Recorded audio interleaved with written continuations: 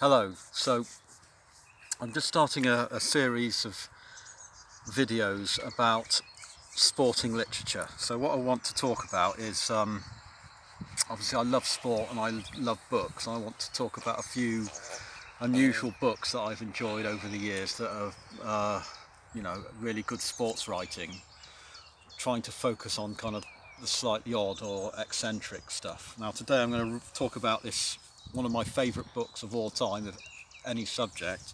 It's called Haunts of the Balck Masseur by Charles Sprawson. This is a book about swimming.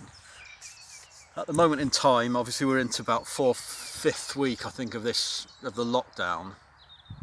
I haven't actually been swimming now for probably 6 or 7 weeks or so. That's the longest I've been without a swim since I started swimming regularly in 2003.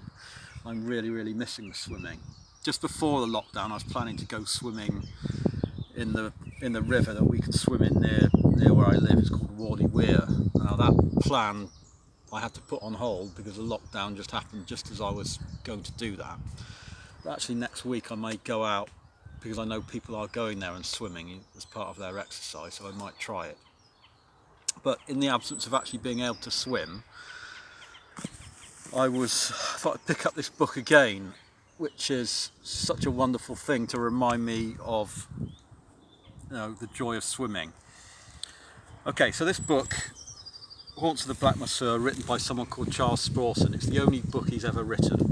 When I picked this up again last week, I then looked him up online. I realised, I found out for the first time that he actually died in January 2020, which is quite sad. I had absolutely no idea that he'd recently died. I found a couple of other videos about him online. Steady. Anyway, so if you love swimming and you love literature, this is the most amazing book. I went through a period some years ago of trying to find as many books about swimming as I could find. There isn't a massive amount of sort of literature about swimming. There are some good stuff out there, but compared to, say, books about cricket, there's very little. This, to my eyes, is the best. Now, if you were asked someone to write a history of swimming, this book is not what you get, and that's one of the wonderful things. While this is in a way a history of swimming, going back to ancient Greece, ancient Rome, and through the centuries since then, it's so personal, and that's what makes it so wonderful. So Charles Sprawson was a swimmer from a young age, and I think he was born in India and brought up there, and I think he travelled quite a lot. He was fascinated in swimming from a very early age, and over his lifetime he swimmed in lots of different places, and he's a very educated man, and he collected anecdotes about swimming. He read any books he could find about swimming, works of fiction that may just have little swimming scenes in them. So his knowledge of kind of swimming is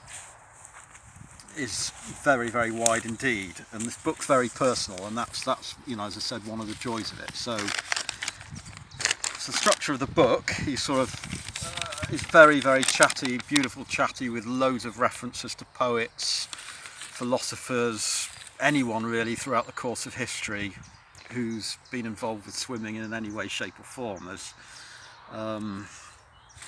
So he starts with an introduction, then he goes through swimming in Britain, swimmers, people like Charles Webb, and then he goes back to the Romantics.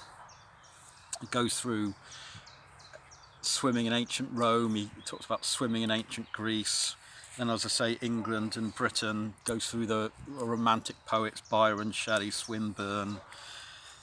All sorts of people are name checked in here, and it's staggering the breadth of kind of knowledge he has about swimming. Then he has a chapter about Germany, which is mainly about Germany in the sort of Weimar Republic and then the start of the Nazi era, and an interesting chapter about America, swimming in America.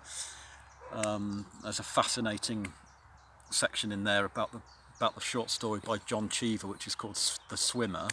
It was made into quite a famous film starring Burt Lancaster.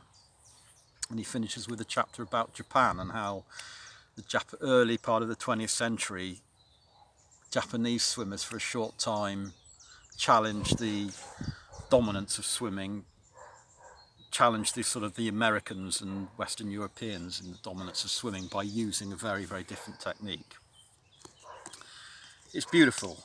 So right from the start you get these funny, what I'd call funny and interesting anecdotes. He talks about, where's the page?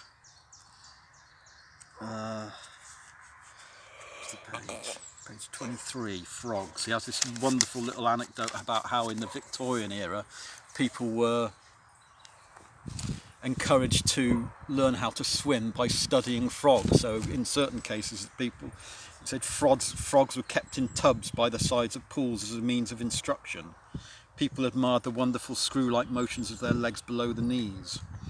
When learning to swim, Richard Jeffries, who's a well-known naturalist who lived in Swindon, procured a frog from some ivy by a garden wall and deposited in a trough. But on observing his actions, he was disappointed to find it hardly used its arm, and his instructor agreed but advised him to follow two particular characteristics of the style. First, in the way it kicked, and secondly, in the way it leaned its chest on the water. And there's further anecdotes here about frogs, how the Boy's Own paper of 1879 recommends the learner place a basin half full of water on the floor, put a frog in it, lie face downwards over a stool and try to imitate its movements. And we work on there through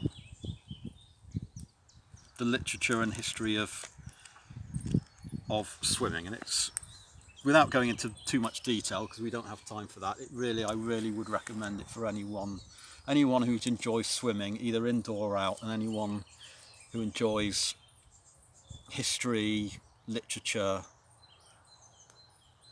anything like that, because you'll learn so much. I learned so much from here about ancient Greek society, Roman, Victorian England, America, Japan, the Weimar Republic, and all, so on and so forth. And it doesn't shy away from